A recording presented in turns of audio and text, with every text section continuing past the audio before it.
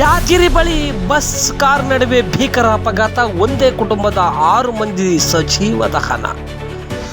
ಯಾದಗಿರಿ ಜಿಲ್ಲೆಯ ಸುರ್ಪುರ ತಾಲೂಕಿನ ಶಾಂತಪುರ ಕ್ರಾಸ್ ಸಮೀಪದಲ್ಲಿ ಶುಕ್ರವಾರ ಖಾಸಗಿ ಬಸ್ ಮತ್ತು ಕಾರಿನ ನಡುವೆ ಭೀಕರ ಅಪಘಾತ ಸಂಭವಿಸಿದ್ದು, ಕಾರಿನಲ್ಲಿದ್ದ ಒಂದೇ ಕುಟುಂಬದ 6 ಮಂದಿ ಸಜೀವ ದಹನವಾಗಿದ್ದಾರೆ.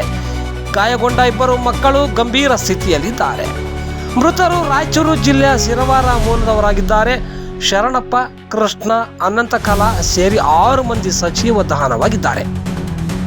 2 ಮಕ್ಕಳನ್ನು ಆಸ್ಪತ್ರೆಗೆ ದಾಖಲಿಸಲಾಗಿದೆ ಎಂದು ಎಸ್ಪಿ ಪೃಥ್ವಿ ಶಂಕರ್ ತಿಳಿಸಿದ್ದಾರೆ.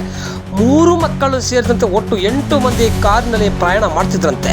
ಬಸ್ ಹಾಗೂ ಕಾರ್ ನಡುವೆ ಮುಖಾಮುಖಿ ಡಿಕ್ಕಿ ಹೊಡೆದಿದೆ. ಈ ಪರಿಣಾಮ ಕ್ಷಣಾರ್ಧದಲ್ಲೇ 2 ವಾಹನಗಳಿಗೆ ಬೆಂಕಿ ತಗುಲಿ ಅನಾಹುತ ಸಂಭವಿಸಿದೆ.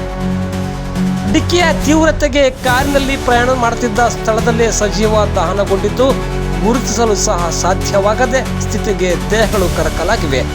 ಬಸ್ ಕೂಡ ಬೆಂಕಿಗಾಹುತಿಯಾಗಿದ್ದು, ಪ್ರಯಾಣಿಕರಲ್ಲಿ ಭೀತಿಯ ವಾತಾವರಣ ಉಂಟಾಗಿತ್ತು. ಇನ್ನು ಘಟನಾ ಸ್ಥಳಕ್ಕೆ ಪೊಲೀಸರು ಅಗ್ನಿಶಾಮಕ ದಳದವರು ಭೇಟಿ ನೀಡಿದ್ದು ಪರಿಶೀಲನೆ ನಡೆಸಿದ್ದಾರೆ. ಬೆಂಕಿ ನಂದಿಸುವಂತಹ ಕೆಲಸವನ್ನ ಮಾಡಿದ್ದಾರೆ. ಈ ಸಂದರ್ಭದಲ್ಲಿ ಗಾಯಗೊಂಡವರನ್ನ ಆಸ್ಪತ್ರೆಗೆ ಸೇರಿಸಲು ಸಾರ್ವಜನಿಕರು ಸಹ ಸಹಕಾರ ನೀಡಿದ್ದಾರೆ.